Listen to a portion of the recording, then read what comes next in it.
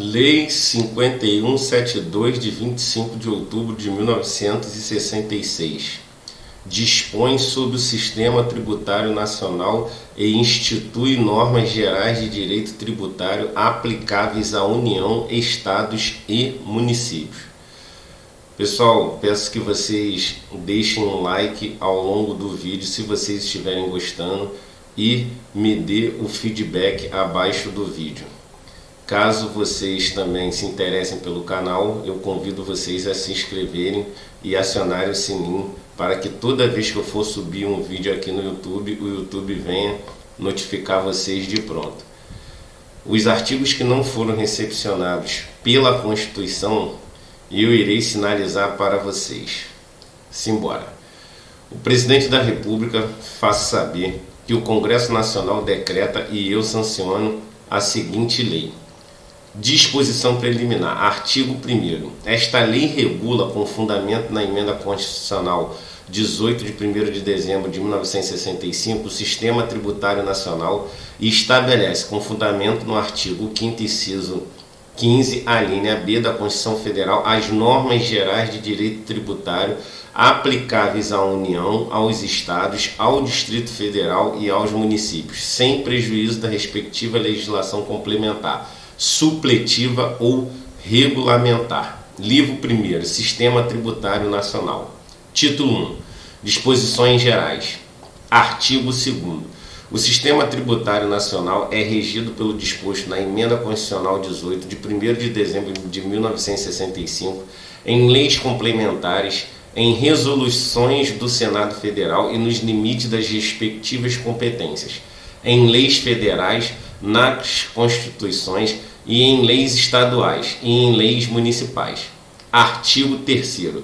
Tributa toda prestação pecuniária compulsória em moeda ou cujo valor nela se possa exprimir, que não constitua sanção de ato ilícito, instituída em lei e cobrada mediante atividade administrativa plenamente vinculada.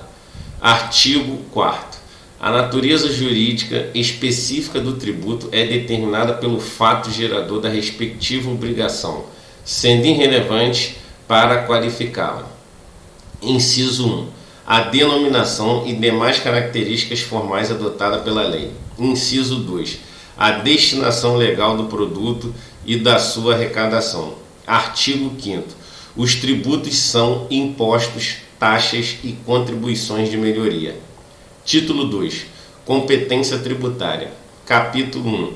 Disposições gerais. Artigo 6º. A atribuição constitucional de competência tributária compreende a competência legislativa plena, ressalvadas as limitações contidas na Constituição Federal, nas Constituições dos Estados e nas leis orgânicas do Distrito Federal e dos municípios, e observado o disposto nesta lei. Parágrafo único. Os tributos cuja receita seja distribuída, no todo ou em parte, a outras pessoas jurídicas de direito público pertencerá à competência legislativa daquela que tenha sido atribuídos. Artigo 7º. A competência tributária é indelegável, salvo a atribuição das funções de arrecadar ou fiscalizar tributos, ou de executar leis, serviços, atos ou decisões administrativas em matéria tributária, conferida por uma pessoa jurídica de direito público a outra, nos termos do parágrafo 3º do artigo 18 da Constituição. Parágrafo 1º. A atribuição compreende as garantias e os privilégios processuais que competem à pessoa jurídica de direito público que a conferir. Parágrafo 2º. A atribuição pode ser revogada a qualquer tempo por ato unilateral da pessoa jurídica de direito público que a tenha conferido. Parágrafo 3º. Não constitui delegação de competência o cometimento a pessoas de direito privado do encargo ou da função de arrecadar tributos. Artigo 8º. O não exercício da competência tributária não a defere a pessoa jurídica de direito público diversa daquela a que a Constituição a tenha atribuído. Capítulo 2º. Limitações da competência tributária. Seção 1. Disposições gerais. Aqui é a primeira sinalização, pessoal. vários dispositivos não estão de acordo com a Constituição de 88, do artigo 9º ao artigo 5º. Com isso, não irei ler esses artigos. Título 3. Impostos. Capítulo 1. Disposições gerais. Artigo 16. Imposto é o tributo cuja obrigação tem por fato gerador uma situação independente de qualquer atividade estatal específica, relativa ao contribuinte. Artigo 17. Os impostos componentes do Sistema Tributário Nacional são exclusivamente os que constam deste título, com as competências e limitações nele previstas. Artigo 18. Competente. Inciso 1. A União instituir nos territórios federais os impostos atribuídos aos estados e, se aqueles não forem divididos em municípios, cumulativamente os atribuídos a estes. Inciso 2. Ao Distrito Federal e aos estados não divididos em municípios, instituir cumulativamente os impostos atribuídos aos estados e aos municípios. Capítulo 2. Impostos sobre o comércio exterior. Seção 1. Impostos sobre a importação. Artigo 19. O imposto de competência da União sobre a importação de produtos estrangeiros tem como fato gerador a entrada destes no território nacional.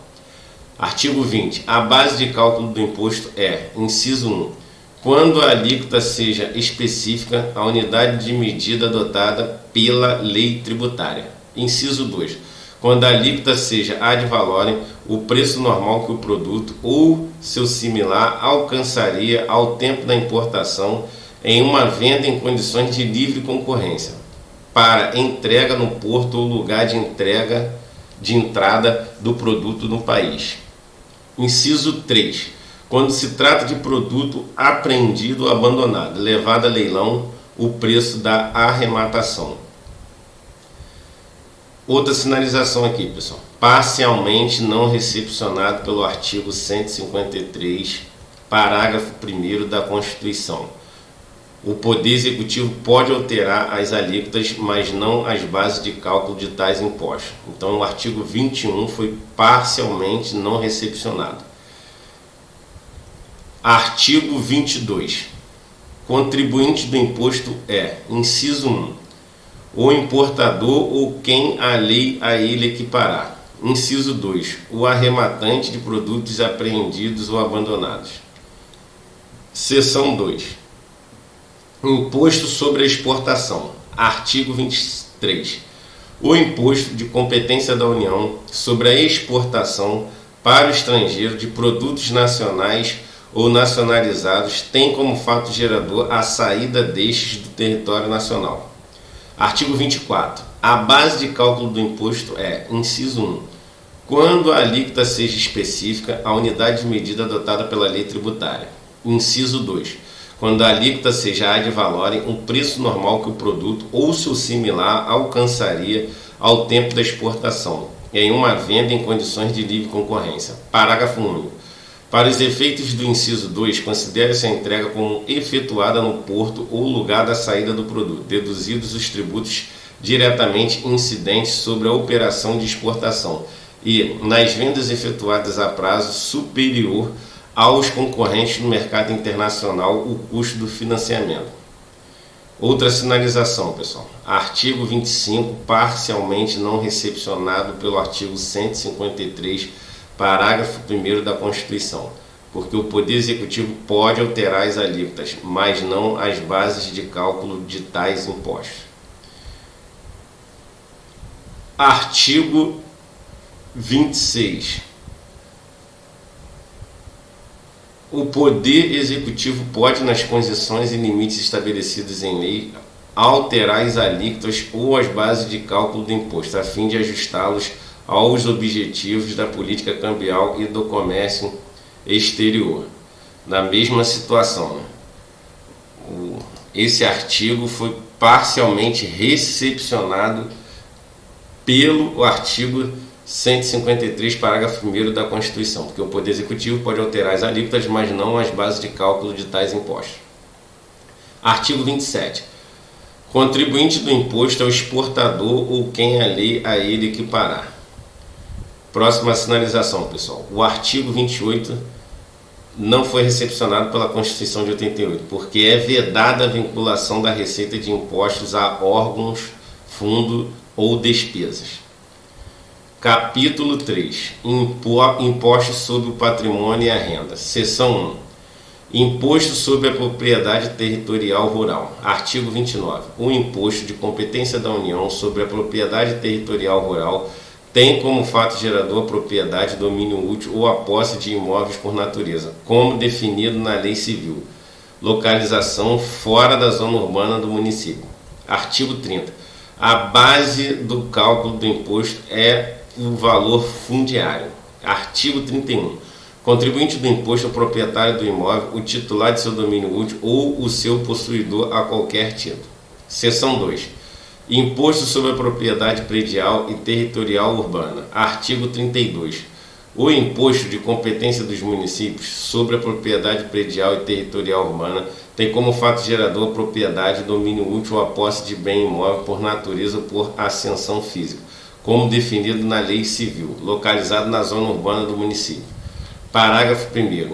Para os efeitos deste imposto, entende-se como zona urbana a definida em lei municipal, observado o requisito mínimo da existência de melhoramentos indicados em pelo menos 2 dos incisos seguintes, construídos ou mantidos pelo poder público.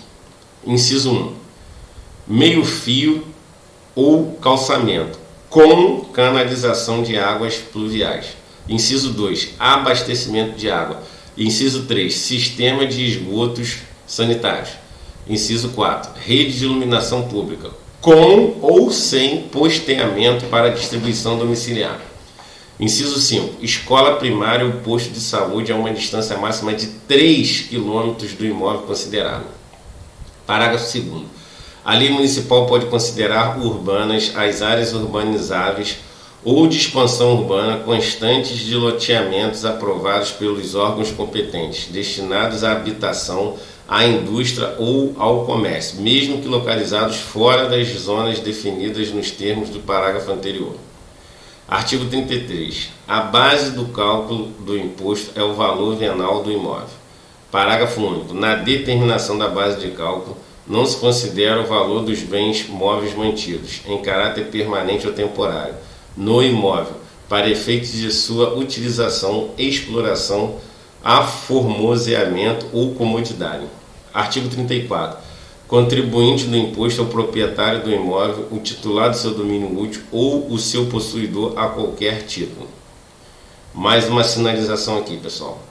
Os artigos 35 ao 42, antes da Constituição Federal de 88, tratava-se de impostos de competência estadual e não tributava as transmissões de bens móveis.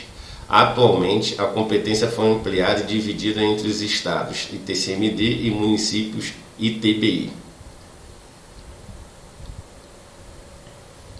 Seção 4. Imposto sobre a renda e proventos de qualquer natureza.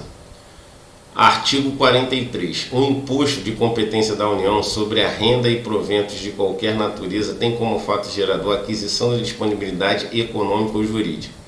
Inciso 1. De renda, assim entendido, o produto do capital, do trabalho ou da combinação de ambos. Inciso 2. De proventos de qualquer natureza, assim entendidos os acréscimos patrimoniais não compreendidos no inciso anterior. Parágrafo 1º. A incidência do imposto independe da denominação da receita ou do recebimento, da localização, condição jurídica ou nacionalidade da fonte, da origem e da forma de percepção. Parágrafo 2º. Na hipótese de receita ou de rendimento oriundos do exterior, a lei estabelecerá as condições e o momento em que se dará sua disponibilidade, para fins de incidência do imposto referido neste artigo. Artigo 44. A base de cálculo do imposto é o montante real, arbitrado ou presumido, da renda ou dos proventos tributários. Artigo 45. Contribuinte do imposto é o titular da disponibilidade a que se refere o artigo 43, sem prejuízo de atribuir à lei essa condição ao possuidor, a qualquer título, dos bens produtores de renda ou dos proventos tributários. Parágrafo único. A lei pode atribuir à fonte pagadora da renda ou dos proventos tributários a condição de responsável pelo imposto cuja retenção e recolhimento lhe caibam. Capítulo 4. Impostos sobre a produção e a circulação. Seção 1. Imposto sobre produtos industrializados. Artigo 46. O imposto de competência da União sobre produtos industrializados tem como fato gerador, inciso 1, o seu desembaraço aduaneiro quando de procedência estrangeira. Inciso 2. A sua saída dos estabelecimentos a que se refere o parágrafo único do artigo 51. Inciso 3. A sua arrematação, quando apreendido ou abandonado e levado a leilão. Parágrafo único. Para os efeitos deste imposto, considera-se industrializado o produto que tenha sido submetido a qualquer operação que lhe modifique a natureza ou a finalidade, ou aperfeiçoe para o consumo. Artigo 47. A base de cálculo do imposto é, inciso 1, no caso do inciso 1 do artigo anterior, o preço normal, como definido no inciso 2 do artigo 20, acrescido do montante. A linha A, do imposto sobre importação. A linha B, das taxas exigidas para a entrada do produto no país. A linha C, dos encargos cambiais efetivamente pagos pelo importador ou dele exigíveis. Inciso 2. No caso do inciso 2 do artigo anterior, a linha A, o valor da operação de que decorrer a saída da mercadoria. A linha B, na falta do valor a que se refere a linha anterior, o preço corrente da mercadoria ou sua similar, no mercado atacadista da praça do remetente. Inciso 3. No caso do inciso 3 do artigo anterior, o preço da arrematação. Artigo 48. O imposto é seletivo em função da essencialidade dos produtos. Artigo 49.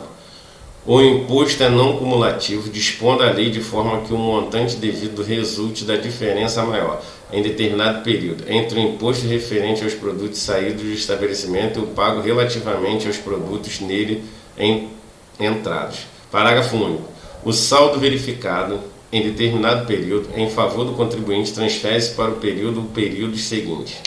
Artigo 50. Os produtos sujeitos ao imposto, quando remetidos de uma para outro Estado ou para o Distrito Federal, serão acompanhados de nota fiscal de modelo especial, emitida em séries próprias e contendo, além dos elementos necessários ao controle fiscal, os dados indispensáveis à elaboração da estatística do comércio por cabotagem e demais vias internas. Artigo 51. Contribuinte do imposto é, inciso 1, importador ou quem a lei a ele equiparar. Inciso 2, um industrial ou quem a lei a ele equiparar. Inciso 3, o comerciante de produtos sujeito ao imposto que os forneça aos contribuintes definidos no inciso anterior. Inciso 4, o arrematante de produtos apreendidos ou abandonados, levados a leilão. Parágrafo único. Para os efeitos deste imposto, considera-se contribuinte autônomo qualquer estabelecimento de importador, industrial, comerciante ou arrematante. Seção 2. Outra sinalização aqui, pessoal. Do artigo 52 ao 62 foram revogados expressamente, logo não irei ler. Imposto estadual sobre operações relativas à circulação de mercadorias e imposto municipal sobre operações relativas à circulação de mercadorias. Seção 4. Imposto sobre operações de crédito, câmbio, seguro e sobre operações relativas a títulos e valores mobiliários. Artigo 63. O imposto de competência da União sobre operações de crédito, câmbio, seguro e sobre operações relativas a títulos e valores mobiliários tem como fato gerador, inciso 1, quando as operações de crédito, a sua efetivação pela entrega total ou parcial do montante ou do valor que constitui o objeto da obrigação ou sua colocação à disposição do interessado. Inciso 2. Quanto às operações de câmbio, a sua efetivação pela entrega de moeda nacional ou estrangeira ou de documento que a represente ou sua colocação à disposição do interessado em montante equivalente à moeda estrangeira ou nacional, entregue ou disposta à disposição por este. Inciso 3. Quanto às operações de seguro, a sua efetivação pela emissão da apólice ou do documento equivalente, ou recebimento do prêmio, na forma da lei aplicável. Inciso 4. Quanto às operações relativas a títulos e valores mobiliários, a emissão, transmissão, pagamento ou resgate deste, na forma da lei aplicável. Parágrafo único. A incidência definida no inciso 1 exclui a definida no inciso 4 e, reciprocamente, quanto à emissão, ao pagamento ou resgate do título representativo de uma mesma operação de crédito.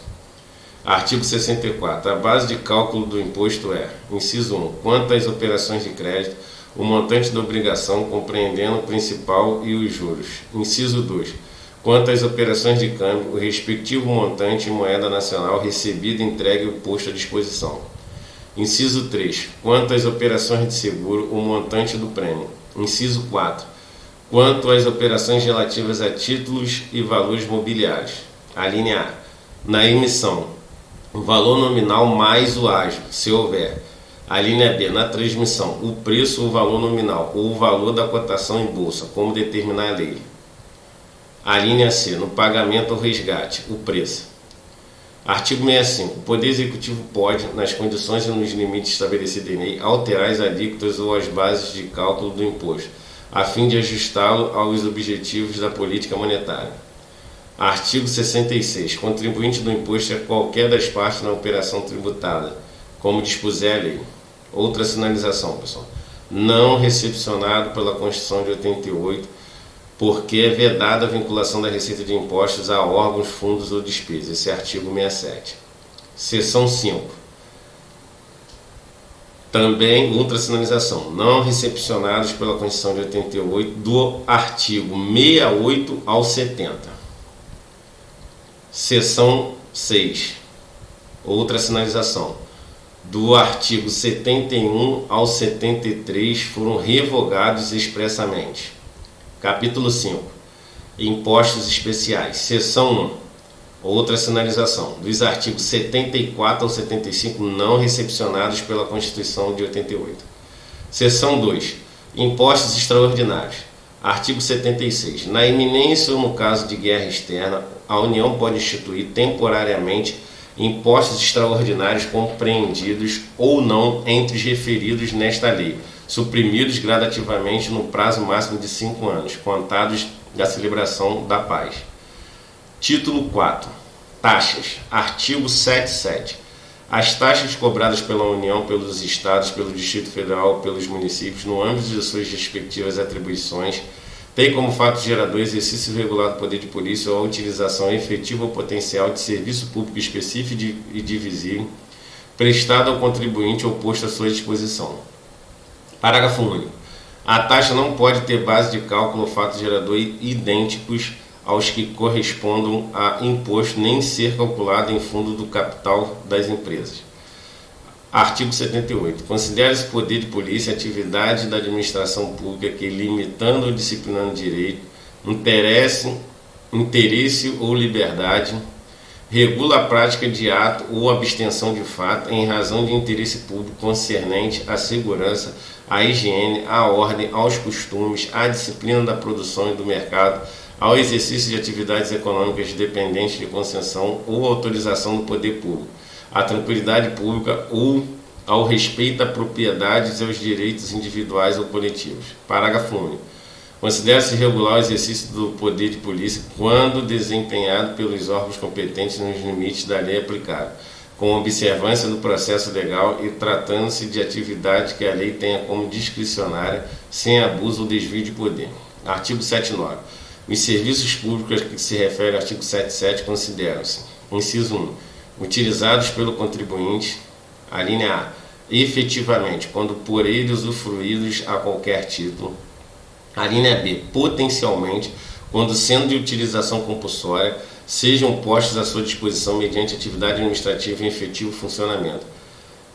Inciso 2. Específicos, quando possam ser destacados em unidades autônomas de intervenção, de utilidade ou de necessidades públicas. Inciso 3. Divisíveis, quando suscetível de utilização separadamente por parte de cada um de seus usuários. Artigo 80.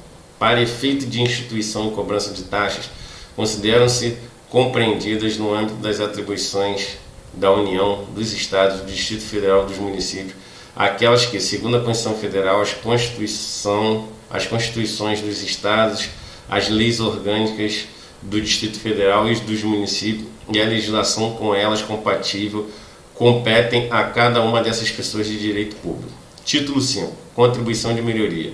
Artigo 81. A contribuição de melhoria cobrada pela União, pelos Estados, pelo Distrito Federal e pelos municípios, no âmbito de suas respectivas atribuições, é atribuída para fazer face ao custo de obras públicas, de que decorra valorização imobiliária, tendo como limite total a despesa realizada e como limite individual o acréscimo, de valor de que a obra resultar para cada imóvel beneficiado. Artigo 82.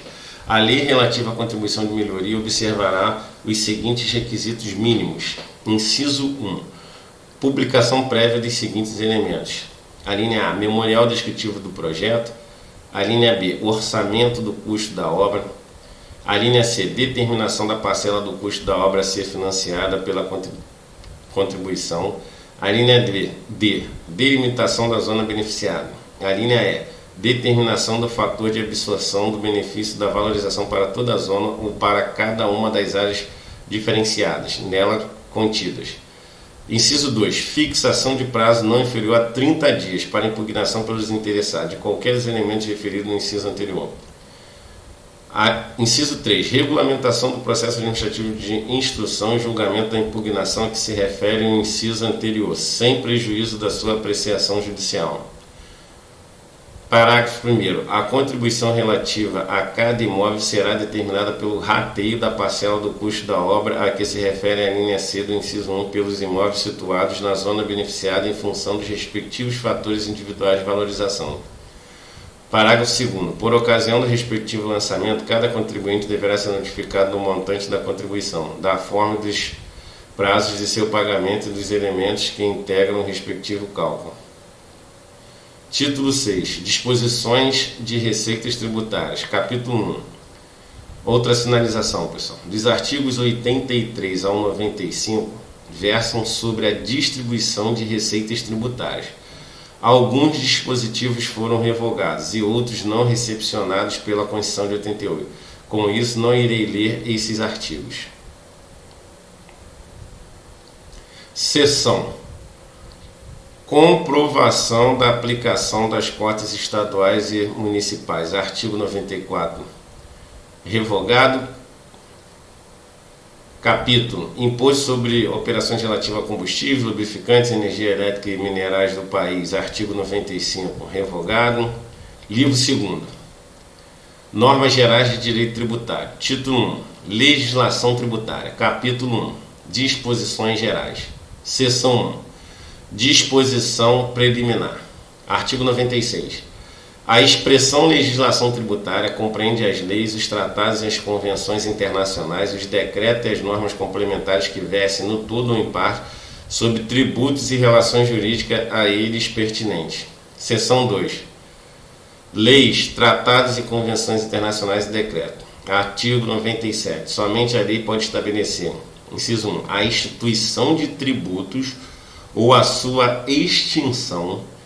Inciso 2, a majoração de tributos ou sua redução, ressalvado o disposto nos artigos 21, 26, 39, 57 e 65.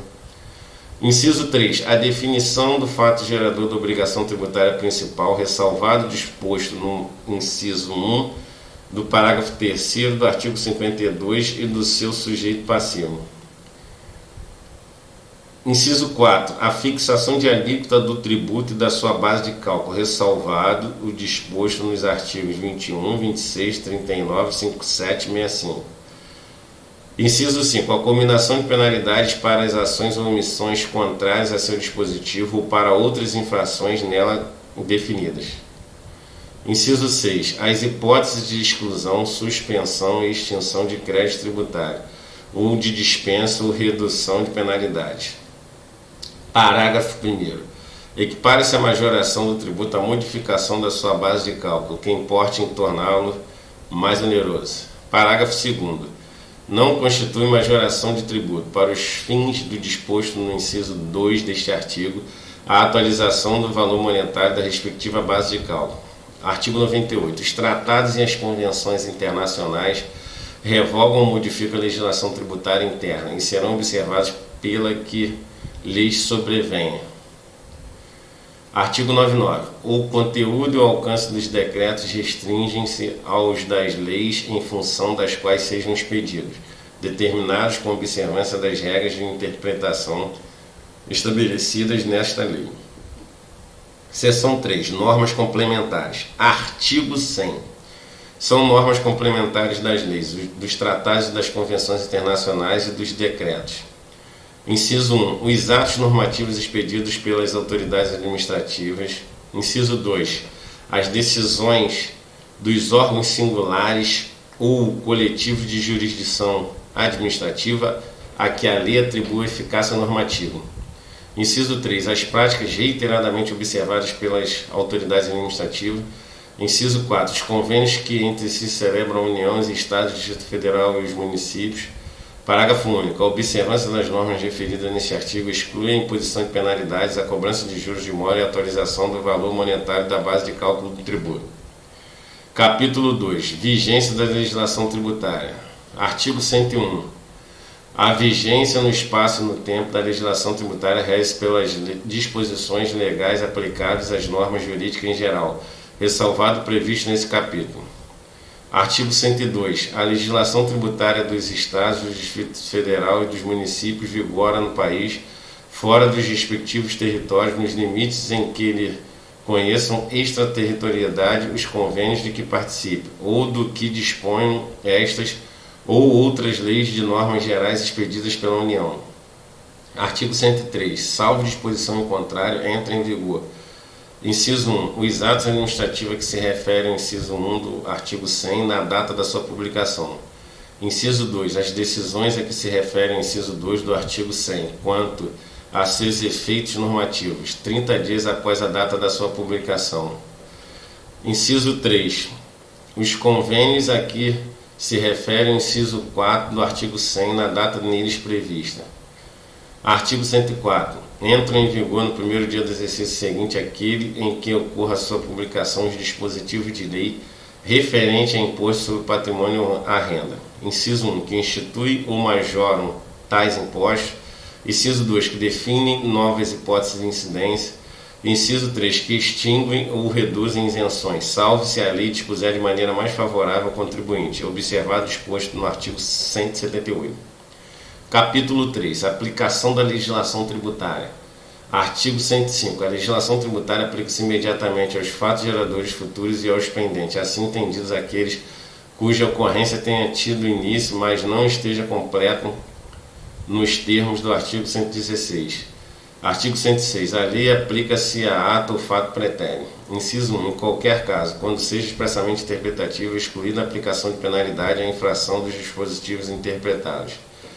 Inciso 2. Tratando-se de ato não definitivamente julgado. A linha A. Quando deixe de defini-lo como infração. A linha B. Quando deixe de tratá-lo como contrário a qualquer exigência de ação ou omissão, desde que não tenha sido fraudulento e não tenha implicado em falta de pagamento de tributo. A linha C. Quando lhe comine penalidade menos severa que é prevista na lei vigente ao tempo da sua prática. Capítulo 4. Interpretação e integração da legislação tributária. Artigo 107. A legislação tributária será interpretada conforme disposto neste capítulo. Artigo 108. Na ausência de disposição expressa, a autoridade competente para aplicar a legislação tributária utilizará sucessivamente na ordem indicada. Inciso 1. A analogia. Inciso 2. Os princípios gerais de direito tributário. Inciso 3. Os princípios gerais de direito público. Inciso 4. A equidade. Parágrafo 1º. O emprego da analogia não poderá resultar na exigência de tributo não previsto em lei. Parágrafo 2º. O emprego da equidade não poderá resultar na dispensa do pagamento de tributo devido. Artigo 109. Os princípios gerais de direito privado utilizam-se para a pesquisa da definição do conteúdo e do alcance de seus institutos, conceitos e formas, mas não para a definição dos respectivos efeitos tributários. Artigo 110. A lei tributária não pode alterar a definição, o conteúdo e o alcance de institutos, conceitos e formas de direito privado, utilizados expressa ou implicitamente pela Constituição Federal, pelas Constituições dos Estados ou pelas leis orgânicas do Distrito Federal ou dos municípios, para definir ou limitar competências tributárias. Artigo 111. Interpreta-se literalmente a legislação tributária que dispõe sobre Inciso 1. Suspensão ou exclusão do crédito tributário. Inciso 2. Outorga de isenção. Inciso 3. Dispensa do cumprimento de obrigações tributárias acessórias. Artigo 112. A lei tributária que define infrações ou lhe comina penalidade interpreta-se da maneira mais favorável ao acusado, em caso de dúvida quanto. Inciso 1. A capitulação legal do fato. Inciso 2. A natureza ou as circunstâncias materiais do fato, ou a natureza ou extensão dos seus efeitos. Inciso 3. A autoria, imputabilidade ou punibilidade. Inciso 4. A natureza da penalidade aplicável ou a sua graduação. Título 2. Obrigação tributária. Capítulo 1. Disposições gerais. Artigo 113. A obrigação tributária principal ou acessória. Parágrafo 1º. A obrigação principal surge com a ocorrência do fato gerador. Tem por objeto o pagamento de tributo ou penalidade pecuniária e extingue-se juntamente com o crédito dela decorrente. Parágrafo 2º. A obrigação acessória decorre da legislação tributária, tem por objeto as prestações positivas ou negativas nelas previstas no interesse da arrecadação da fiscalização dos tributos. Parágrafo 3º. A obrigação acessória, pelo simples fato da sua inobservância, converte-se em obrigação principal, relativamente à penalidade pecuniária. Capítulo 2. Fato gerador. Artigo 114. Fato gerador da obrigação principal é a situação definida em lei como necessária e suficiente à sua ocorrência. Artigo 115. Fato gerador da obrigação acessória é qualquer situação que, na forma da legislação aplicável, impõe a prática ou abstenção de ato que não configure obrigação principal. Artigo 116. Salvo disposição de lei em contrário, considere-se ocorrido o fato gerador existentes os seus efeitos. Inciso 1. Tratando-se de situação de fato, desde o momento em que os verifiquem as circunstâncias materiais necessárias a que produz os efeitos que normalmente lhes são próprios. Inciso 2. Tratando-se de situação jurídica, desde o momento em que esteja definitivamente constituída, nos termos de direito aplicável. Parágrafo único. A autoridade administrativa poderá desconsiderar atos ou negócios jurídicos praticados com a finalidade de dissimular a ocorrência do fato gerador do tributo ou a natureza dos elementos constitutivos da obrigação tributária, observados os procedimentos a serem estabelecidos em lei ordinária. Artigo 117. Para os efeitos do inciso 2 do artigo anterior, e salvo disposição de lei em contrário, os atos ou negócios jurídicos condicionais reputam-se perfeitos e acabados. Inciso 1. Sendo suspensiva a condição, desde o momento de seu implemento. Inciso 2. Sendo resolutória a condição, desde o momento da prática do ato ou da celebração do negócio. Artigo 118. A definição legal do fato gerador é interpretada abstraindo-se, inciso 1, da validade jurídica dos atos efetivamente praticados pelos contribuintes, responsáveis ou terceiros, bem como da natureza do seu objeto ou dos seus efeitos.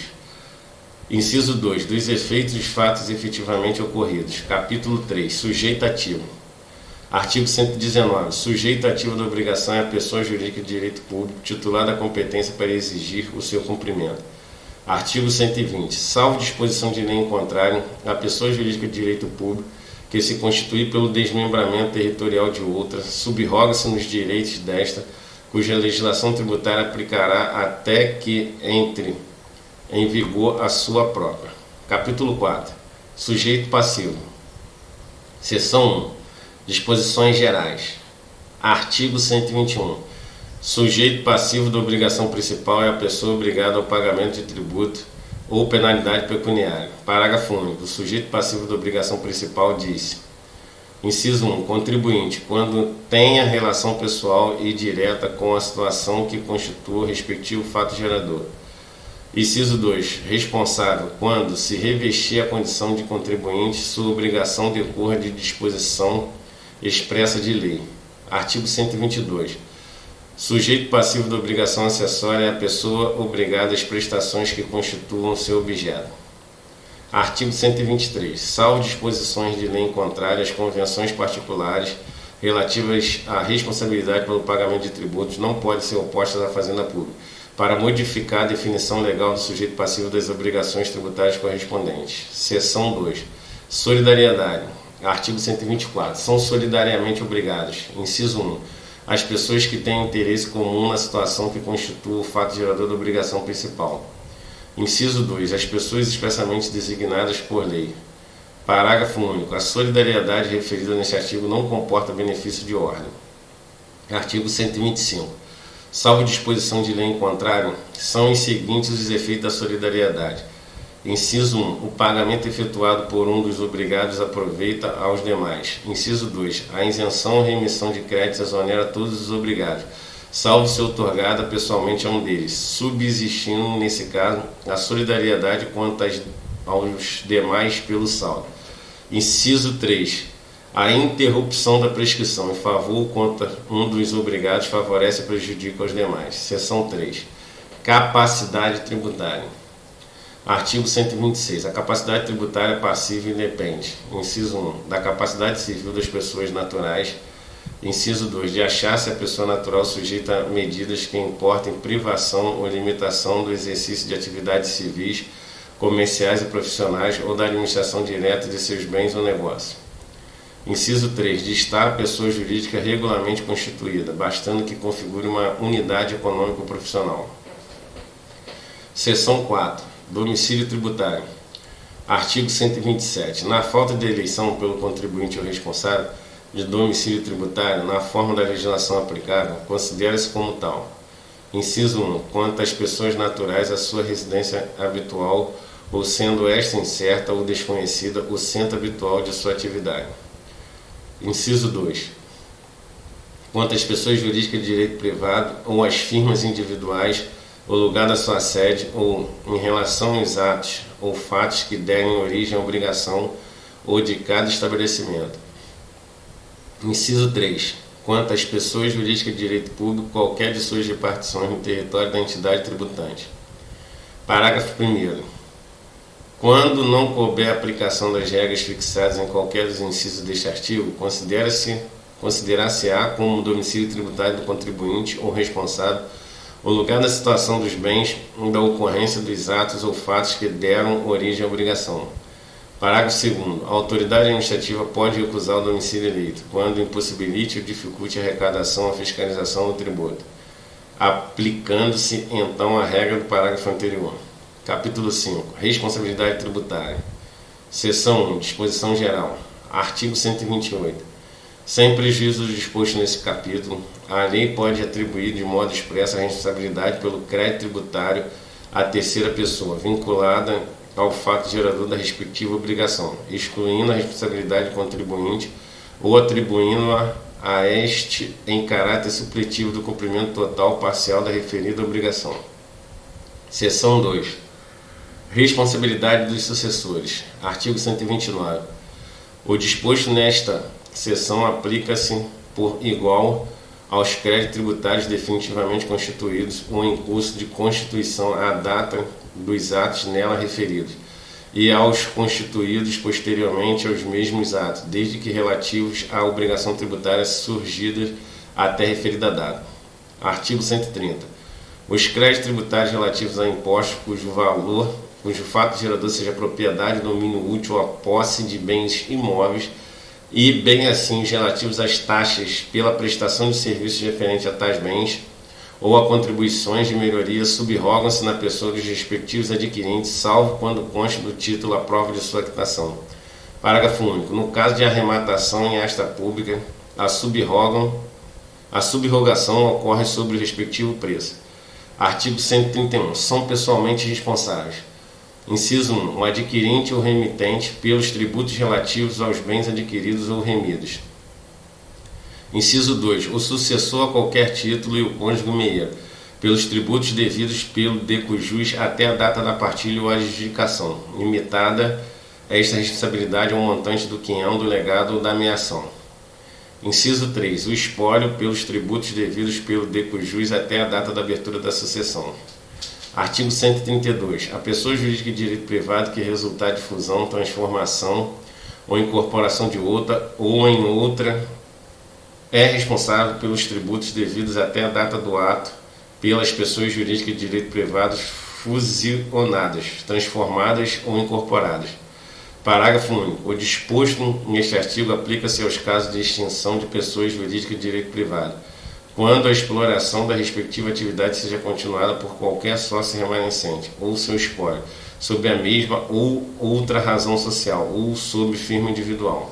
Artigo 133. A pessoa natural ou jurídica de direito privado que adquirir de outra por qualquer título, fundo de comércio, estabelecimento comercial, industrial ou profissional e continuar a respectiva exploração sob a mesma ou outra razão social ou sob firma ou nome individual, responde pelos tributos relativos ao fundo ou estabelecimento adquirido, devidos até a data do ato.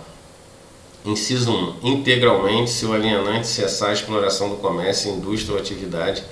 Inciso 2. Subsidiariamente com o alienante, se este prosseguir na exploração ou iniciar dentro de 6 meses a contar da data da alienação, nova atividade no mesmo ou em outro ramo de comércio, indústria ou profissão. Parágrafo 1º. O disposto no caput deste artigo não se aplica na hipótese de alienação judicial. Inciso 1. Em processo de falência. Inciso 2. De filial ou unidade produtiva isolada em processo de recuperação judicial. Parágrafo 2º. Não se aplica o disposto no parágrafo 1º deste artigo quando o adquirente for. Inciso 1. Sócio da sociedade falida ou em recuperação judicial, ou sociedade controlada pelo devedor falido ou em recuperação judicial. Parágrafo 2º. Parente em linha reta ou colateral até o 4º grau consanguíneo ou afim do devedor falido ou em recuperação judicial ou de qualquer de seus sócios. Ou, inciso 3, identificado como agente do falido ou do devedor em recuperação judicial com o objetivo de fraudar a sucessão tributária. Parágrafo 3º. Em processo da falência, o produto da alienação judicial de empresa, filial ou unidade produtiva isolada permanecerá em conta de depósito à disposição do juízo de falência pelo prazo de 1 ano, contado da data de alienação, somente podendo ser utilizado para o pagamento de créditos extraconcursais ou de créditos que preferem um tributário. Seção 3. Responsabilidade de terceiros. Artigo 134. Nos casos de impossibilidade de exigência do cumprimento da obrigação principal pelo contribuinte, responde solidariamente com este nos casos em que intervierem ou pelas omissões de que forem responsáveis. Inciso 1. Os pais pelos tributos devidos por seus filhos menores. Inciso 2. Os tutores e curadores pelos tributos devidos por seus tutelados ou curatelados. Inciso 3. Os administradores de bens de terceiros pelos tributos devidos por estes. Inciso 4. Inventariante pelos tributos devidos pelo espólio. Inciso 5. O síndico e o comissário pelos tributos devidos pela massa falida ou pelo concordatário. Inciso 6. Estabeliães, escrivães e demais serventuários de ofício pelos tributos devidos sobre os atos praticados por eles ou perante eles em razão do seu ofício. Inciso 7. Os sócios, no caso de liquidação de sociedade de pessoas. Parágrafo único. O disposto neste artigo só se aplica em matéria de penalidade às de caráter moratório. Artigo 135. São pessoalmente responsáveis pelos créditos correspondentes a obrigações tributárias resultantes de atos praticados com excesso de poderes ou infração de lei, contrato social ou estatutos. Inciso 1. As pessoas retiradas do artigo anterior. Inciso 2. Os mandatários prepostos e empregados. Inciso 3. Os diretores, gerentes ou representantes de pessoas jurídicas de direito privado. Seção 4. Responsabilidade por inflação. Artigo 136. Salvo disposição de lei em contrário, a responsabilidade por infração da legislação tributária independe da intenção do agente ou do responsável da efetividade, natureza e extensão dos efeitos do ato. Artigo 137. A responsabilidade é pessoal ao agente. Inciso 1. Quanto às infrações conceituadas por lei como crimes ou contravenções, salvo quando praticadas no exercício irregular de administração, mandato, função, cargo ou emprego, ou no cumprimento de ordem expressa emitida por quem de direito. Inciso 2. Quanto às infrações em cuja definição o dolo específico do agente seja elementar. Inciso 3. Quanto às infrações que decorram direta e exclusivamente de dolo específico. A linha A. Das pessoas referidas no artigo 134 contra aquelas por quem respondem. A linha B. Dos mandatários prepostos ou empregados contra seus mandantes, preponentes ou empregadores. A linha C, dos diretores, gerentes ou representantes de pessoas jurídicas de direito privado, contra estas. Artigo 138. A responsabilidade é excluída pela denúncia espontânea da infração, acompanhada, se for o caso, do pagamento do tributo devido e dos juros de mora, ou do depósito da importância arbitrada pela autoridade administrativa, quando o montante do tributo dependa de apuração. Parágrafo único. Não se considera espontânea a denúncia apresentada após o início de qualquer procedimento administrativo ou medida de fiscalização relacionados com a infração. Título 3. Crédito tributário. Capítulo 1. Disposições gerais. Artigo 139. O crédito tributário decorre da obrigação principal e tem a mesma natureza desta. Artigo 140. As circunstâncias que modificam o crédito tributário, sua extensão ou seus efeitos, ou as garantias ou os privilégios a ele atribuídos, ou que excluem sua exigibilidade, não afetam a obrigação tributária que lhe deu origem. Artigo 141. O crédito tributário regularmente constituído somente se modifica ou extingue ou tem sua exigibilidade suspensa ou excluída nos casos previstos nesta lei, fora dos quais não podem ser dispensadas, sob pena de responsabilidade funcional na forma da lei, a sua efetivação e as respectivas garantias. Capítulo 2. Constituição de crédito tributário. Seção 1. Lançamento. Artigo 142. Compete privativamente à autoridade administrativa constituir o crédito tributário para um lançamento, assim entendido o procedimento administrativo tendente a verificar a ocorrência do fato gerador da obrigação correspondente, determinar a matéria tributária, calcular o montante do tributo devido, identificar o sujeito passivo e, sendo o caso, propor a aplicação da penalidade cabível. Parágrafo único. A atividade administrativa de lançamento é vinculada e obrigatória, sob pena de responsabilidade funcional. Artigo 143. Salvo disposição de lei em contrário, quando o valor tributário esteja expresso em moeda estrangeira, no lançamento far-se-á sua conversão em moeda nacional ao câmbio do dia da ocorrência do fato gerador da obrigação. Artigo 144. O lançamento reportar-se-á a data da ocorrência do fato gerador da obrigação e rege pela lei então vigente, ainda que posteriormente modificado ou revogado. Parágrafo 1º. Aplica-se ao lançamento a legislação que, posteriormente à ocorrência do fato gerador da obrigação, tem instituído novos critérios de apuração e processos de fiscalização, ampliado os poderes de investigação das autoridades administrativas, ou outorgado ao crédito maiores garantias ou privilégios, exceto neste último caso para o efeito de atribuir responsabilidade tributária a terceiros. Parágrafo 2º. O disposto neste artigo não se aplica aos impostos lançados por período certo de tempo, desde que a respectiva lei fixe expressamente a data em que o fato gerador se considera ocorrido. Artigo 145. Um lançamento regularmente notificado ao sujeito passivo só pode ser alterado em virtude de: inciso 1, impugnação do sujeito passivo; inciso 2, recurso de ofício; inciso 3, iniciativa de ofício da autoridade administrativa, nos casos previstos no artigo 149. Artigo 146. A modificação introduzida de ofício em consequência de decisão administrativa ou judicial nos critérios jurídicos adotados pela autoridade administrativa no exercício do lançamento somente pode ser efetivada em relação ao mesmo sujeito passivo quanto a fato gerador ocorrido posteriormente à sua introdução. Seção 2. Modalidades de lançamento. Artigo 147. O lançamento é efetuado com base na declaração do sujeito passivo ou de terceiro, quando um ou outro, na forma da legislação tributária, presta à autoridade administrativa informações sobre matéria de fato, indispensáveis à sua efetivação.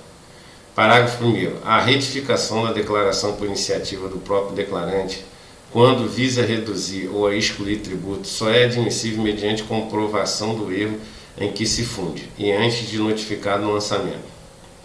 Parágrafo 2º. Os erros contidos na declaração e apuráveis pelo seu exame serão retificados de ofício pela autoridade administrativa a que competir a revisão adequada daquela. Artigo 148. Quando o cálculo do tributo tenha por base ou tome em consideração o valor ou preço de bens, direitos, serviços ou atos jurídicos, a autoridade lançadora, mediante processo regular, arbitrará aquele valor ou preço sempre que sejam omissos ou não mereçam fé as declarações ou os esclarecimentos prestados, ou os documentos expedidos pelo sujeito passivo ou pelo terceiro legalmente obrigado, ressalvado em caso de contestação a avaliação contraditória administrativa ou judicial. Artigo 149. O lançamento é efetuado e revisto de ofício pela autoridade administrativa nos seguintes casos. Inciso 1. Quando a lei assim o determine. Inciso 2. Quando a declaração não seja prestada por quem de direito no prazo e na forma da legislação tributária. Inciso 3. Quando a pessoa legalmente obrigada, embora tenha prestado declaração nos termos do inciso anterior, deixe de atender, no prazo e na forma da legislação tributária, a pedido de esclarecimento formulado pela autoridade administrativa, recuse-se a prestá-lo ou não, ou preste satisfatoriamente, a juízo daquela autoridade. Inciso 4. Quando se comprove falsidade, erro ou omissão quanto a qualquer elemento definido na legislação tributária como sendo de declaração obrigatória. Inciso 5. Quando se comprove omissão e inexatidão por parte da pessoa legalmente obrigada no exercício da atividade que se refere ao artigo seguinte. Inciso 6. Quando se comprove ação ou omissão do sujeito passivo de terceiro legalmente obrigado que dê lugar à aplicação de penalidade pecuniária. Inciso 7. Quando se comprove que o sujeito passivo ou terceiro em benefício daquele agiu com dolo, fraude ou simulação. Inciso 8. Quando deva ser apreciado fato não conhecido ou não provado por ocasião do lançamento anterior. Inciso 9. Quando se comprove que no lançamento anterior ocorreu fraude ou falta funcional da autoridade que o efetuou, ou omissão pela mesma autoridade, de ato ou formalidade especial.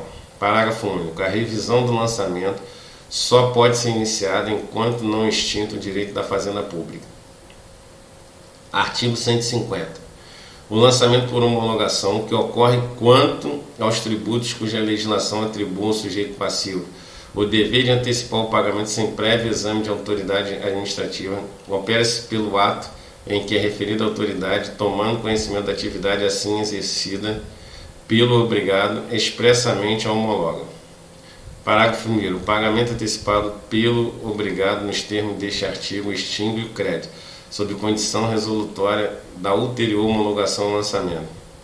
Parágrafo 2º. Não influem sobre a obrigação tributária quaisquer atos anteriores à homologação, praticados pelo sujeito passivo ou por terceiro, visando a extinção total ou parcial do crédito. Parágrafo 3º. Os atos a que se refere o parágrafo anterior serão, porém, considerados na apuração do saldo porventura devido e, sendo o caso, na imposição de penalidade ou sua graduação. Parágrafo 4º. Se a lei não fixar prazo à homologação, será ele de 5 anos, a contar da ocorrência do fato gerador, expirado este prazo sem que a Fazenda Pública se tenha pronunciado. Considera-se homologado o lançamento e definitivamente extinto o crédito, salvo se comprovada a ocorrência de dolo, fraude ou simulação. Capítulo 3. Suspensão do crédito tributário. Seção 1. Disposições gerais. Artigo 151. Suspende a exigibilidade do crédito tributário. Inciso 1. Moratória. Inciso 2. O depósito do seu montante integral. Inciso 3. As reclamações dos recursos nos termos das leis reguladoras do processo tributário administrativo. Inciso 4. A concessão de medida liminar e mandado de segurança. Inciso 5. A concessão de medida liminar ou de tutela antecipada em outras espécies de ação judicial. Inciso 6. O parcelamento. Parágrafo único. O disposto neste artigo não dispensa o cumprimento das obrigações acessórias dependentes da obrigação principal, cujo crédito seja suspenso ou dela subsequente. Seção 2. Moratória. Artigo 152. A moratória somente pode ser concedida para inciso 1. Em caráter geral, a linha A, pela pessoa jurídica de direito público competente para instituir o tributo a que se refira. A linha B, pela União, quanto a tributos de competência dos Estados, do Distrito Federal ou dos municípios, quando simultaneamente concedida quanto aos tributos de competência federal, e as obrigações de direito privado. Inciso 2. Em caráter individual, por despacho da autoridade administrativa, desde que autorizada por lei nas condições do inciso anterior. Parágrafo único. A lei concessiva de moratória pode circunscrever expressamente a sua aplicabilidade a determinada região do território da pessoa jurídica de direito público que a expedir, ou a determinada classe ou categoria de sujeitos passivos. Artigo 153. A lei que conceda moratória em caráter geral ou autorize sua concessão em caráter individual especificará sem prejuízo de outros requisitos. Inciso 1. O prazo de duração do favor. Inciso 2. As condições da concessão do favor em caráter individual. Inciso 3. Sendo o caso: a linha A, os tributos a que se aplicam; a linha B, o número de prestações e seus vencimentos, dentro do prazo a que se refere o inciso 1, podendo atribuir a fixação de uns e de outros à autoridade administrativa, para cada caso de concessão em caráter individual. A linha C, as garantias que devem ser fornecidas pelo beneficiado no caso de concessão em caráter individual. Artigo 154. Salvo disposição de lei em contrário, a moratória somente abrange os créditos definitivamente constituídos à data da lei, ou do despacho que a conceder, ou cujo lançamento já tenha sido iniciado àquela data por ato regularmente notificado ao sujeito passivo. Parágrafo único. A moratória não aproveita aos casos de dolo, fraude e simulação do sujeito passivo ou do terceiro em benefício da quem. Artigo 155. A concessão da moratória em caráter individual não gera direito adquirido e será renovado de ofício, sempre que se apure que o beneficiado não satisfazia ou deixou de satisfazer as condições, ou não cumprira ou deixou de cumprir os requisitos para a concessão do favor, cobrando-se o crédito acrescido de juros de mora. Inciso 1. Com imposição da penalidade cabível, nos casos de dolo ou simulação do beneficiado, ou de terceiro em benefício daquele. Inciso 2. Sem imposição de penalidade, nos demais casos. Parágrafo único. No caso do inciso 1 deste artigo, o tempo decorrido entre a concessão da moratória e sua revogação não se computa para efeito da prescrição do direito à cobrança do crédito. No caso do inciso 2 deste artigo, a revogação só pode ocorrer antes de prescrito o referido direito. Artigo 155-A. O parcelamento será concedido na forma e condição estabelecidas em lei específica. Parágrafo 1º. Salvo disposição de lei em contrário, o parcelamento do crédito tributário não exclui a incidência de juros e mora. Parágrafo 2º. Aplica-se subsidiariamente ao parcelamento as disposições desta lei, relativas à moratória.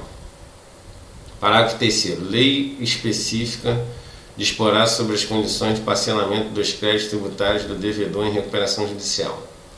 Parágrafo 4º. A inexistência da lei específica a que se refere o parágrafo 3º deste artigo importa na aplicação das leis gerais de parcelamento do ente da federação ao devedor em recuperação judicial, não podendo, neste caso, ser o prazo de parcelamento inferior ao concedido pela lei federal específica. Capítulo 4. Extinção do crédito tributário. Seção 1. Modalidade de extinção. Artigo 156. Extinguem o crédito tributário. Inciso 1. O pagamento. Inciso 2. A compensação. Inciso 3. A transação. Inciso 4. Remissão. Inciso 5. A prescrição e a decadência. Inciso 6. A conversão de depósito em renda. Inciso 7. Pagamento antecipado e homologação do lançamento nos termos do disposto do artigo 150 e seus parágrafos 1º e 4º. Inciso 8. A consignação em pagamento nos termos do disposto no parágrafo 2º do artigo 64. Inciso 9. A decisão administrativa irreformável, assim entendida definitiva, na órbita administrativa que não mais possa ser objeto de ação anulatória. Inciso 10. A decisão judicial passada no julgado. Inciso 11. A dação em pagamento em bens imóveis, na forma e condições estabelecidas em lei. Parágrafo único. A lei disporá quanto aos efeitos da extinção total ou parcial do crédito sobre a ulterior verificação da irregularidade da sua constituição, observado o disposto nos artigos 144 e 149. Seção 2. Pagamento. Artigo 157. A imposição de penalidade não impede o pagamento integral do crédito tributário. Artigo 158. O pagamento de um crédito não importa em presunção de pagamento. Inciso 1. Quando parcial das prestações em que se depõe. Inciso 2. Quando total de outros créditos referentes ao mesmo ou a outros tributos. Artigo 159. Quando a legislação tributária não dispuser a respeito, o pagamento é efetuado na repartição competente do domicílio do sujeito passivo. Artigo 160. Quando a legislação tributária não fixar o tempo do pagamento, o vencimento do crédito ocorre 30 dias depois da data em que se considera o sujeito passivo notificado do lançamento. Parágrafo único. A legislação tributária pode conceder desconto pela antecipação do pagamento, nas condições que estabeleça. Artigo 61. O crédito não integralmente pago no vencimento é acrescido de juros de moras, seja qual for o motivo determinante da falta, sem prejuízo da imposição das penalidades cabíveis e da aplicação de quaisquer medidas de garantia previstas nessa lei ou em lei tributária. Parágrafo 1º. Se a lei não dispuser de modo diverso, os juros de mora são calculados à taxa de 1% ao mês. Parágrafo 2º. O disposto neste artigo não se aplica na pendência de consulta formulada pelo devedor dentro do prazo legal para pagamento do crédito. Artigo 162. O pagamento é efetuado. Inciso 1. Em moeda corrente, cheque ou vale postal. Inciso 2. Nos casos previstos em lei, em estampilha, em papel selado ou por processo mecânico. Parágrafo 1º. A legislação tributária pode determinar as garantias exigidas para o pagamento por cheque ou vale postal, desde que não o torne impossível ou mais oneroso que o pagamento em moeda corrente. Parágrafo 2º. O crédito pago por cheque somente se considera extinto com o resgate deste pelo sacado. Parágrafo 3º. O crédito pagável em estampilha considera-se extinto com a inutilização regular daquela, ressalvado o disposto no artigo 150. Parágrafo 4º. A perda ou destruição da estampilha ou o erro no pagamento por esta modalidade não dão direito à restituição, salvo nos casos expressamente previstos na legislação tributária ou naquelas em que o erro seja imputável à autoridade administrativa. Parágrafo 2º. O pagamento em papel selado ou por processo mecânico equipara-se ao pagamento em estampilha. Artigo 63. Existindo simultaneamente dois ou mais débitos vencidos no mesmo sujeito passivo para com a mesma pessoa jurídica de direito público, relativos ao mesmo ou a diferentes tributos ou provenientes de penalidade pecuniária ou juros de mora, a autoridade administrativa competente para receber o pagamento determinará a respectiva imputação, obedecidas as seguintes regras, na ordem que enumeradas. Inciso 1. Em primeiro lugar, aos débitos por obrigação própria, e em segundo lugar, aos decorrentes de responsabilidade tributária. Inciso 2. Primeiramente, as contribuições de melhoria, depois as taxas e, por fim, os impostos. Inciso 3. Na ordem crescente dos prazos de prescrição. Inciso 4. Na ordem decrescente dos montantes. Artigo 64. A importância de crédito tributário pode ser consignada judicialmente pelo sujeito passivo nos casos. Inciso 1. De recusa de recebimento ou subordinação deste ao pagamento de outro tributo ou de penalidade, ou ao cumprimento de obrigação acessória. Inciso 2. De subordinação do recebimento ao cumprimento de exigências administrativas sem fundamento legal. Inciso 3. De exigência, por mais de uma pessoa jurídica de direito público, de tributo idêntico sobre o mesmo fato gerador. Parágrafo 1º. A consignação só pode versar sobre o crédito que o consignante se propõe pagar. Parágrafo 2º. Julgada procedente a consignação, o pagamento se reputa efetuado e a importância consignada é convertida em renda.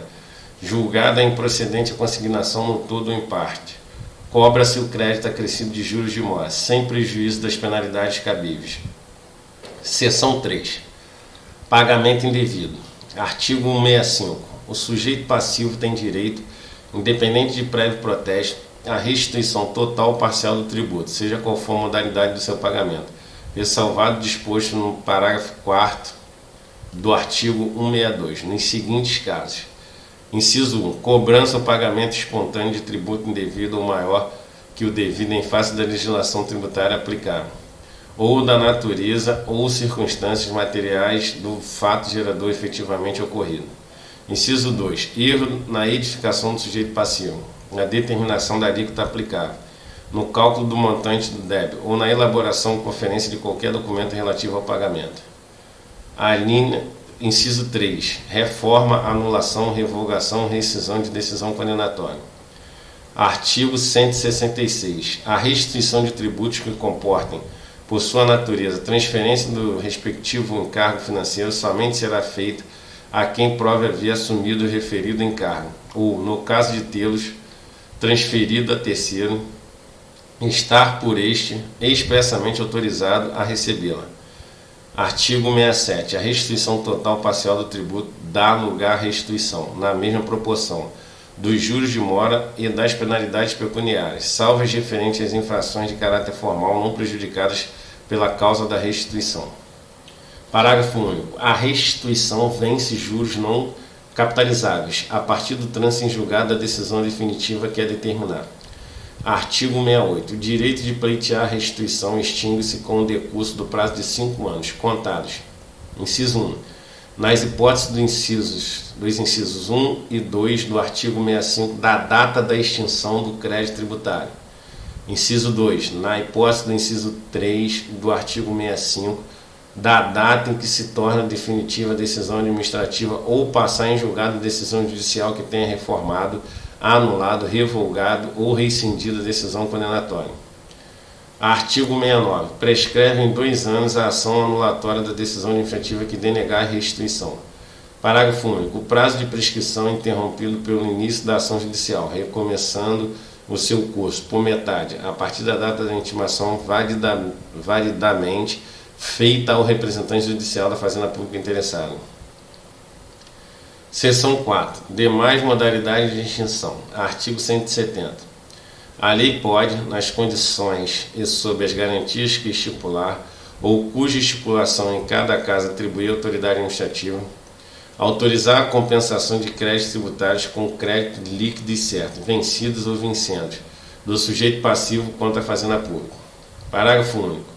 Sendo vencendo o crédito do sujeito passivo, a lei determinará, para os efeitos deste artigo, a apuração do seu montante, não podendo, porém, combinar redução maior que o correspondente aos juros de 1% ao mês pelo tempo a decorrer entre a data da compensação e a do vencimento. Artigo 170-A. É vedada a compensação mediante aproveitamento de tributo, objeto de contestação judicial pelo sujeito passivo, antes do trânsito em julgado da respectiva decisão judicial. Artigo 171. A lei pode facultar, nas condições que estabeleça aos sujeitos ativo e passivo da obrigação tributária, celebrar transação que, mediante concessões mútuas, importe em determinação de litígio e consequente extinção de crédito tributário. Parágrafo único. A lei indicará a autoridade competente para autorizar a transação em cada caso.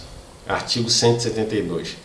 A lei pode autorizar a autoridade administrativa a conceder, por despacho fundamentado, remissão total ou parcial do crédito tributário, atendendo: inciso 1, a situação econômica do sujeito passivo; inciso 2, ao erro ou ignorância excusáveis do sujeito passivo quanto à matéria de fato; inciso 3, a diminuta importância do crédito tributário; inciso 4, a considerações de equidade em relação com as características pessoais ou materiais do caso; inciso 5, a condições peculiares a determinada região do território da entidade tributante. Parágrafo único. O despacho referido neste artigo não gera direito adquirido, aplicando-se, quando cabível, o disposto no artigo 155. Artigo 173. O direito de a Fazenda Pública constituir o crédito tributário extingue-se após 5 anos contados. Inciso 1. Do primeiro dia do exercício seguinte àquele em que o lançamento poderia ter sido efetuado. Inciso 2.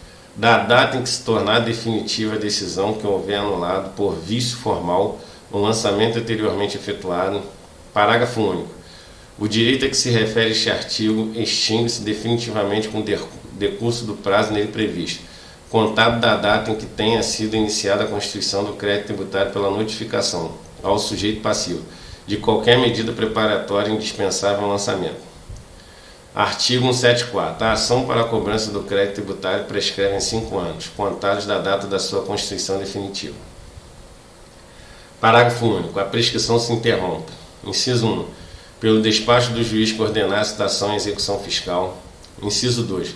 Pelo protesto judicial. Inciso 3. Por qualquer ato judicial que constitua em mora o devedor. Inciso 4. Por qualquer ato inequívoco, ainda que extrajudicial, que importe em recolhimento do débito pelo devedor. Que importa em reconhecimento do débito pelo devedor. Capítulo 5. Exclusão de crédito tributário. Seção 1. Disposições gerais. Artigo 175. Excluem o crédito tributário. Inciso 1. A isenção. Inciso 2. A anistia. Parágrafo único. A exclusão do crédito tributário não dispensa o cumprimento das obrigações acessórias dependentes da obrigação principal cujo crédito seja excluído ou dela consequente.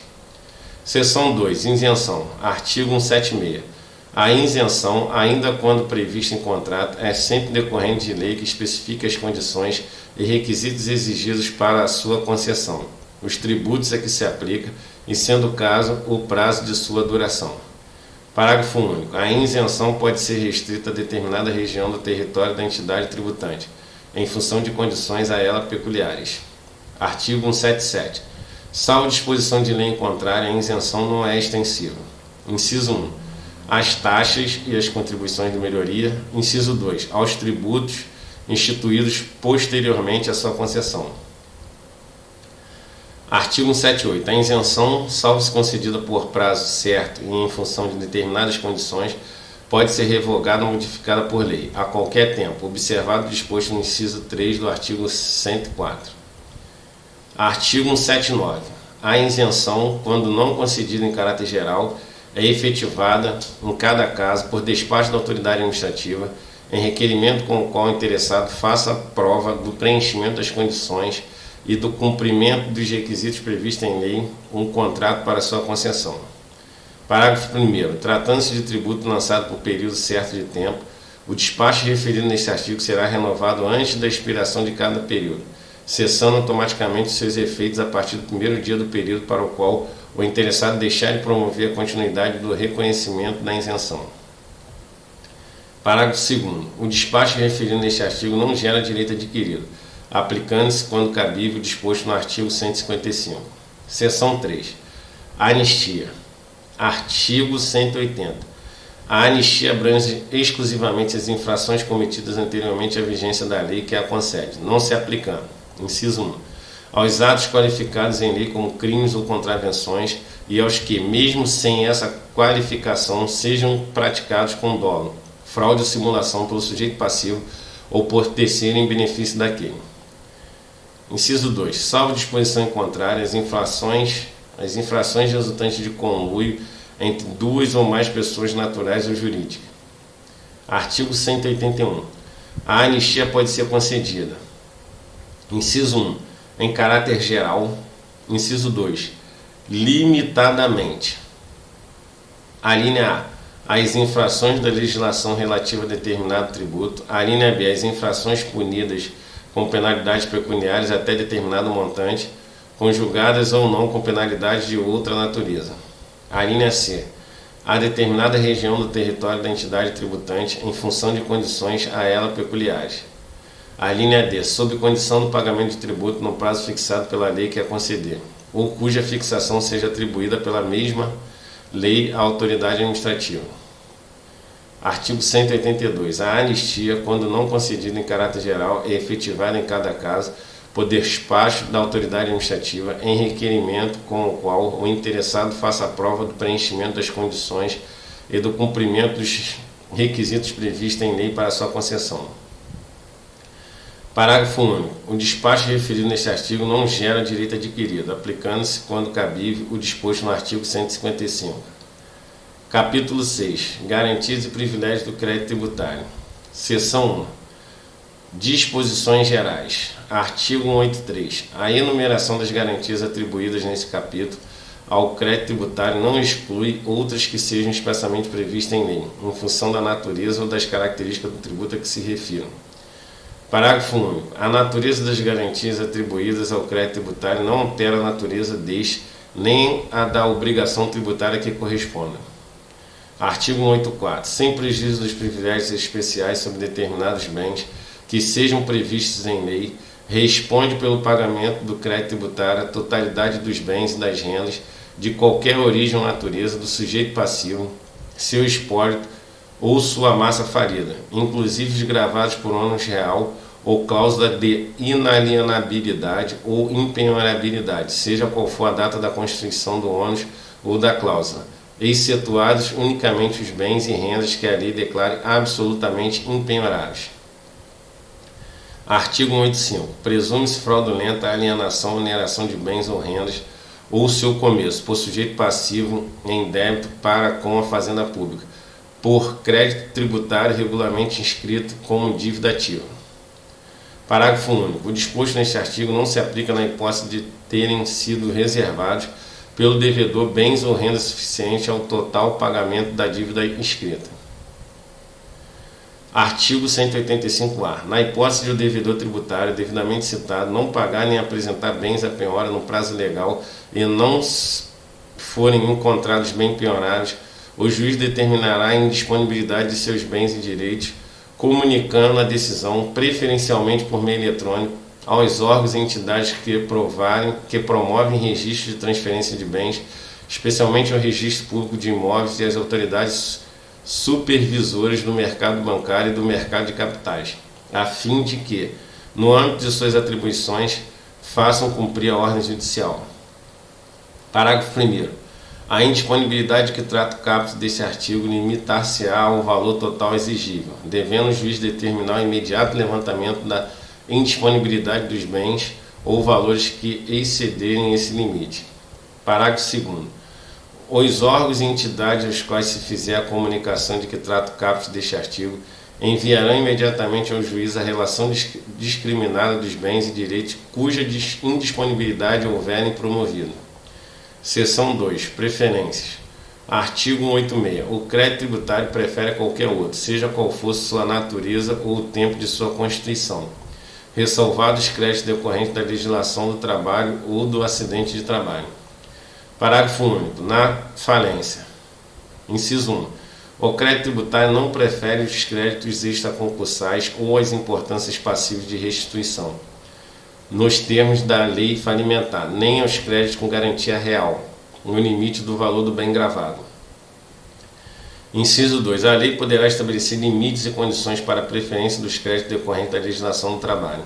E, inciso 3. A multa tributária prefere apenas os créditos subordinados. Artigo 187. A cobrança judicial do crédito tributário não é sujeita a concurso de credores ou habilitação em falência, recuperação judicial, concordata, inventário ou arrolamento. Parágrafo único. O concurso de preferência somente se verifica entre pessoas jurídicas de direito público, na seguinte ordem. Inciso 1. União. Inciso 2. Estados, Distrito Federal e territórios, conjuntamente e pró rata. Inciso 3. Municípios, conjuntamente pro rata. Artigo 188. São extraconcursais os créditos tributários decorrentes de fatos geradores ocorridos no curso do processo de falência. Parágrafo 1º. Contestado o crédito tributário, o juiz remeterá as partes ao processo competente, mandando reservar bem suficiente a extinção total do crédito e seus acrescidos, se a massa não puder efetuar a garantia da instância por qualquer forma, ouvido quanto à natureza e o valor dos bens reservados, o representante da Fazenda Pública interessado. Parágrafo 2º. O disposto neste artigo aplica-se aos processos de concordado. Artigo 189. São pagos preferencialmente quaisquer créditos habilitados em inventário, arrolamento ou a outros encargos do monte os créditos tributários vencidos ou vencendo a cargo do decujus ou de seu espólito, exigíveis no decurso do processo de inventário e arrolamento. Parágrafo único. Contestado o crédito tributário, proceder-se-á na forma do disposto no parágrafo 1º do artigo anterior.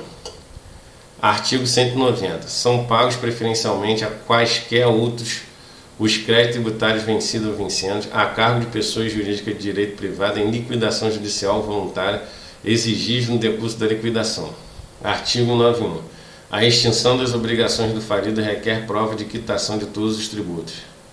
Artigo 91-A. A concessão de recuperação judicial depende da apresentação da prova de quitação de todos os tributos, observado o disposto nos artigos 151, 205 e 206 desta lei.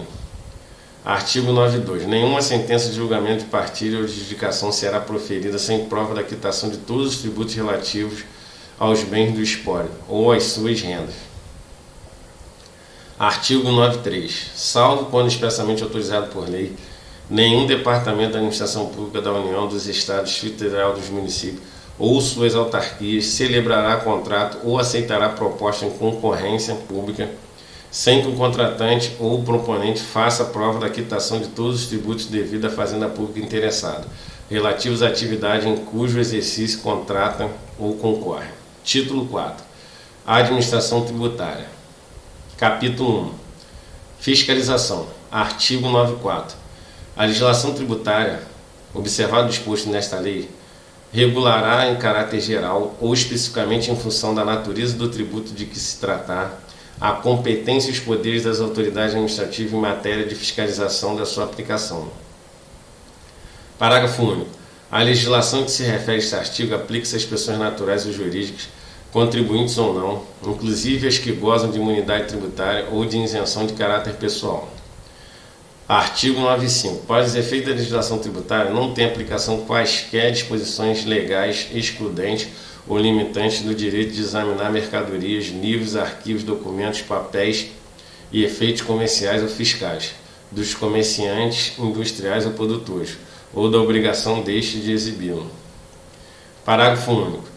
Os livros obrigatórios de escrituração comercial e fiscal e os comprovantes dos lançamentos nele efetuados serão conservados até que ocorra a prescrição dos créditos tributários decorrentes das operações a que se refiram. Artigo 96. A autoridade administrativa que procedeu presidir a quaisquer diligências de fiscalização lavrará os termos necessários para que se documente o início do procedimento, na forma da legislação aplicável, que fixará prazo máximo para a conclusão daquelas. Parágrafo único. Os termos a que se refere este artigo serão lavrados, sempre que possível, em um dos livros fiscais exibidos. Quando lavrados em separado deles, se entregará à pessoa sujeita à fiscalização cópia autenticada pela autoridade a que se refere este artigo. Artigo 97. Mediante intimação escrita, são obrigados a prestar à autoridade administrativa todas as informações de que disponham com relação aos bens, negócios ou atividades de terceiros. Inciso 1. Os tabeliães, escrivães e demais serventuários de ofício. Inciso 2.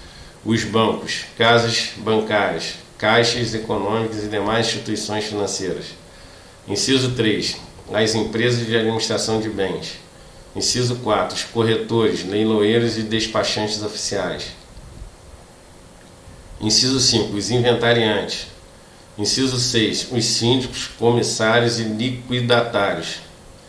Inciso 7. Quaisquer outras entidades ou pessoas que a lei designe, em razão de seu cargo, ofício, função, ministério, atividade e profissão.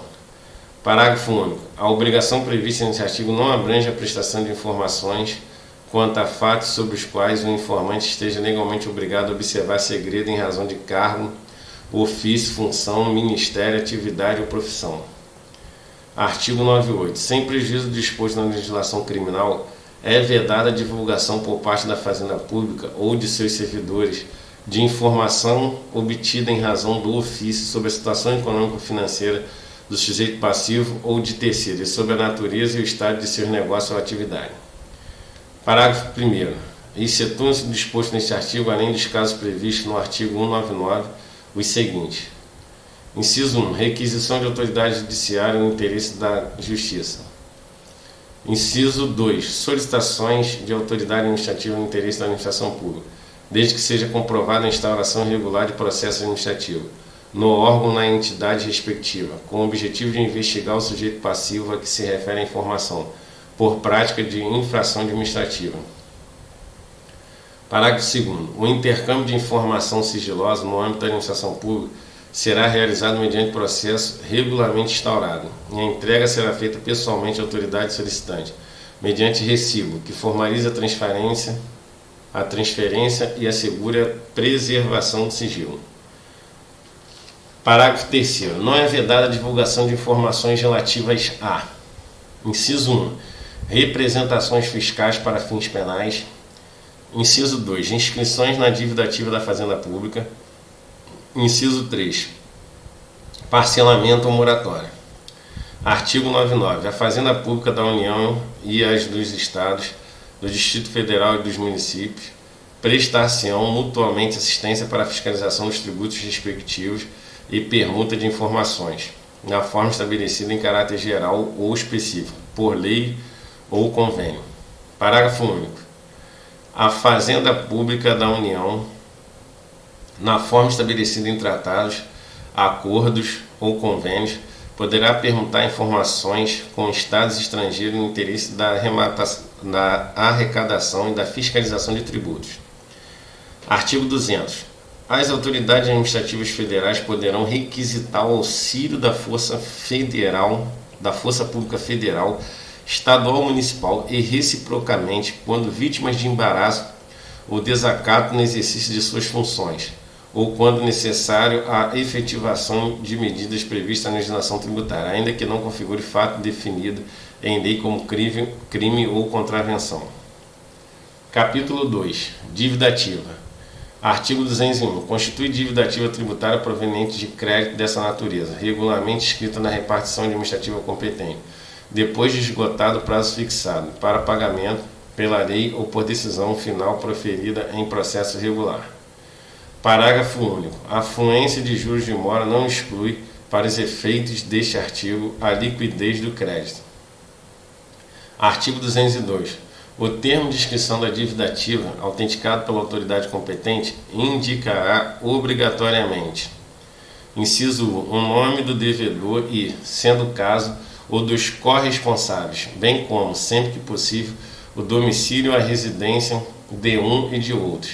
Inciso 2, a quantia devida e a maneira de calcular os juros de mora acrescido. Inciso 3, a origem e natureza do crédito, mencionada especificamente a disposição da lei em que seja fundado. Inciso 4, a data em que foi inscrita. Inciso 5, sendo o caso, o número do processo administrativo de que se originar o crédito. Parágrafo único. A certidão conterá, além dos requisitos deste artigo, a indicação do livro e da folha da inscrição.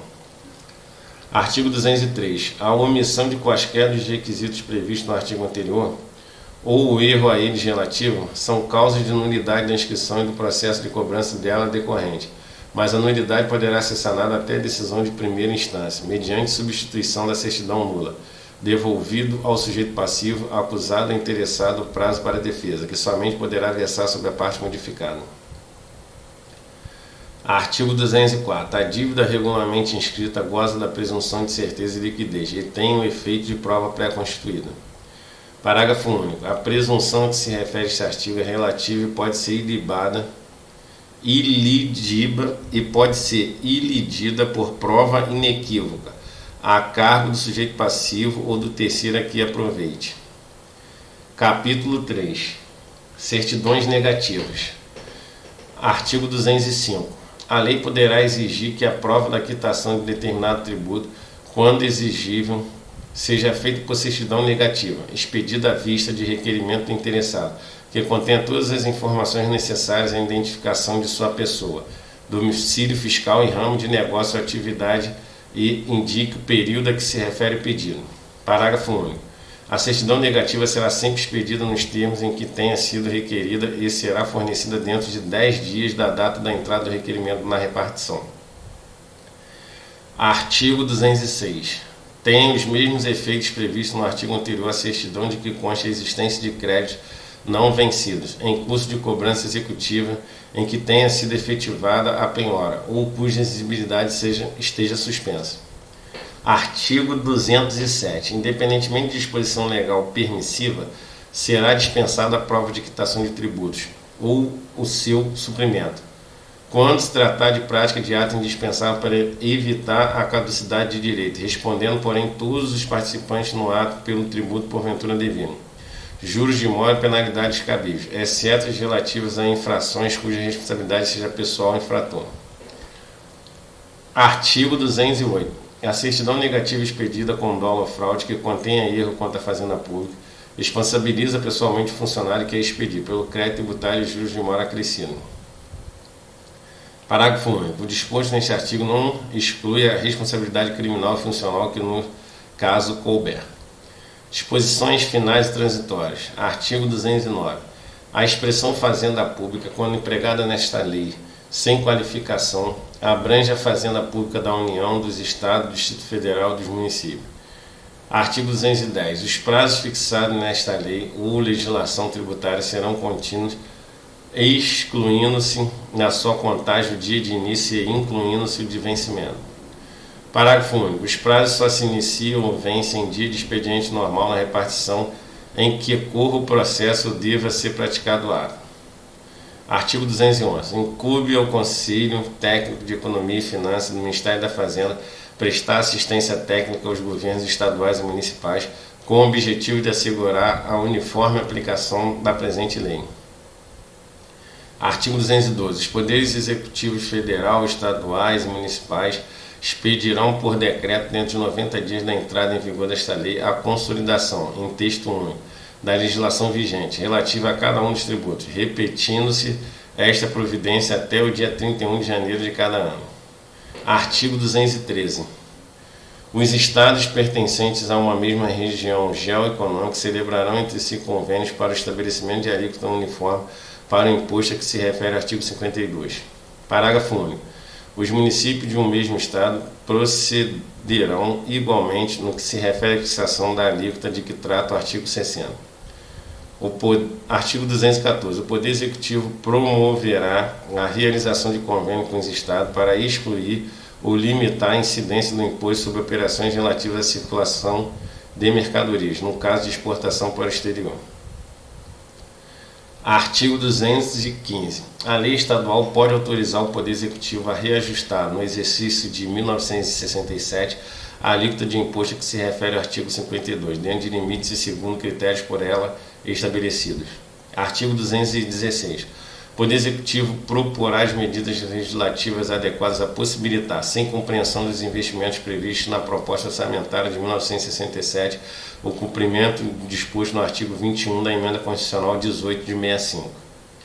Artigo 217. As disposições desta lei, notadamente dos artigos 17, 74, parágrafo 2º e 77, parágrafo único, bem como a dos artigos 54 da Lei 5.025 de 1966, não exclui incidência e exigibilidade. Inciso 1. Da contribuição sindical, denominação que passa a ter o imposto sindical de que tratam os artigos 578 e seguintes, da consolidação das leis do trabalho, sem prejuízo do disposto no artigo 16 da Lei 4589 de 1964. Inciso 2. Das denominadas cotas de previdência, que aludem aos artigos 71 e 74 da Lei 3807 de 1960, com as alterações determinadas pelo artigo 34 da Lei 4863 de 29 de novembro de 1965, que integram a contribuição da União para a Previdência Social, de que trata o artigo 157, item 16 da Constituição Federal. Inciso 3. Da contribuição destinada a constituir o Fundo de Assistência e Previdência do Trabalhador Rural, de que trata o artigo 158 da Lei 4214, de 2 de março de 63. Inciso 4. Da contribuição destinada ao Fundo de Garantia do Tempo de Serviço, criado pelo artigo 2º da Lei 5107, de 1966. Inciso 5. Das contribuições enumeradas no artigo 2º do artigo 34 da Lei 4863 de 65, com as alterações decorrentes do disposto nos artigos 22 e 23 da Lei 5107 de 66 e outros de fins sociais criada por lei. Artigo 218. Esta lei entrará em vigor em todo o território nacional no dia 1º de janeiro de 67, revogadas as disposições em contrário, especialmente a Lei 854 de 49. Brasília, 25 de outubro de 1966. Bem, pessoal, se vocês gostaram aí, eu gostaria que vocês deixassem um like, me dessem o feedback embaixo aqui desse vídeo, se foi útil ou não para vocês. E a ideia desse audiobook é a ideia desse CTN em áudio é que vocês, quando estiverem caminhando na academia, seja lá onde for, ouvirem, ou então até em casa mesmo, ouvirem e acompanharem a lei. E se vocês quiserem se inscreverem no meu canal, né, é só se inscrever aqui embaixo e ativar o sininho para que toda vez que eu subir um vídeo aqui no YouTube vocês sejam informados. Fiquem com Deus e até o próximo vídeo.